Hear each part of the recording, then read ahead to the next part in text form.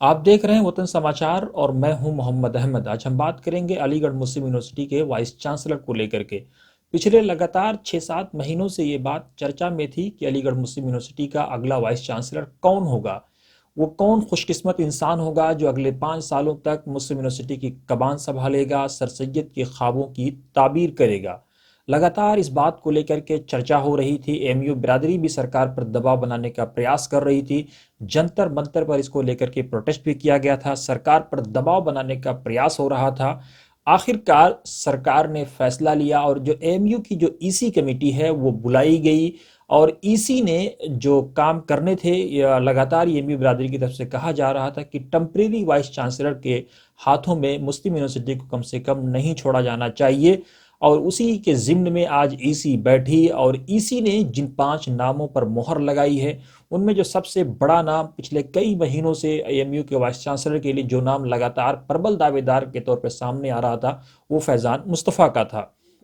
Professor Faizan Mustafa लगातार सरकार से भी संघ से भी लगातार टच में थे, बातचीत कर रहे थे और कई बार उनकी ऐसी चीज़ें सामने आ रही थी जिससे लग रहा था कि वो संघ के नेताओं से उनकी काफ़ी करीबी हैं, सरकार के लोगों से वो काफ़ी करीबी हैं। आखिरकार आज जो 5 नाम इसी की तरफ से अनाउंस किए गए उसमें फैज़ान मुस्तफ़ा का नाम भी आ गया।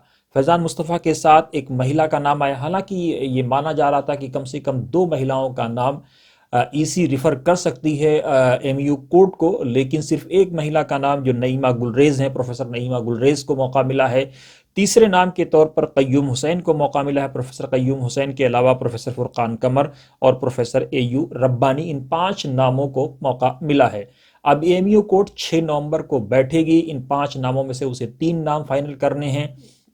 माना यह जा रहा है कि फैज़ान मुस्तफ़ा के साथ 2 और नाम भी एमयू कोर्ट फाइनल कर सकता है, क्योंकि फैज़ान मुस्तफ़ा के साथ प्लस पॉइंट ये है कि एमयू बिरादरी से भी उनके गहरे रिश्ते हैं और उसके साथ ही अलीगढ़ मुस्लिम यूनिवर्सिटी का उनका एक लंबा तजर्बा रहा है।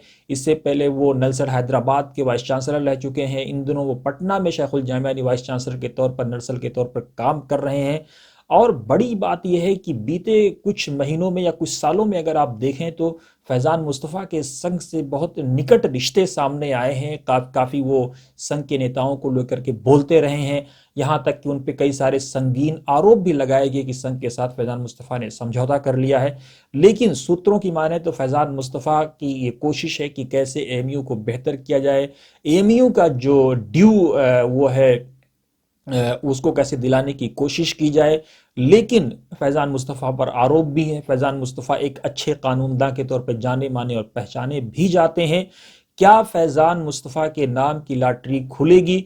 लेकिन बड़ी बात यह है कि जहां संघ के नेताओं के साथ या सरकार के नेताओं के साथ या खास तौर से शिक्षा मंत्री के साथ फैज़ान मुस्तफ़ा का बराह रास्त टच है, वहीं प्रधानमंत्री कार्यालय से भी फैज़ान मुस्तफ़ा के बराह रास्त रिश्ते हैं।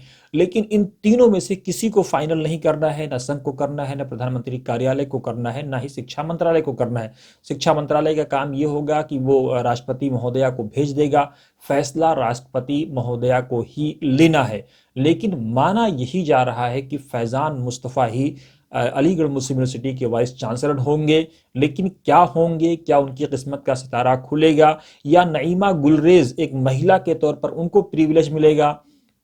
क्योंकि इससे पहले जो जामिया इस्लामिया की जो अभी की वाइस चांसलर है नजमा अख्तर, उनको माना यह जा रहा है कि महिला होने की वजह से उनको काफ़ी फ़ायदा मिला। तो क्या नईमा गुलरेज महिला होने की वजह से बाजी मार ले जाएंगी या फैज़ान मुस्तफ़ा संघ के नेताओं के साथ, ख़ास तौर से संघ के जो अध्यक्ष हैं मोहन भागवत, उनके साथ अपने करीबी रिश्ते होने का या रामलाल के साथ अपने करीबी रिश्ते होने का फ़ायदा उठा पाएंगे या नहीं उठा पाएंगे? ये और इन जैसे अनेकों सवाल हैं जिसका वक्त के साथ आपको जवाब ज़रूर मिल जाएगा। लेकिन माना यही जा रहा है कि जब 6 नवंबर को एमयू कोर्ट बैठेगी तो वो 3 नामों का फैसला करेगी। वो 3 नाम शिक्षा मंत्रालय और फिर वो आगे राष्ट्रपति महोदय को जाएगा। राष्ट्रपति महोदया क्या फैसला लेती हैं? लेकिन माना यही जा रहा है, उम्मीद यही की जा रही है कि अलीगढ़ मुस्लिम यूनिवर्सिटी को अगले कम से कम नवंबर के आखिर तक या मिड ऑफ द नवंबर तक अपना शेखुल जामिया मिल जाएगा। क्या कुछ होगा, तब तक के लिए इंतजार करिए और बने रहिए वतन समाचार के साथ।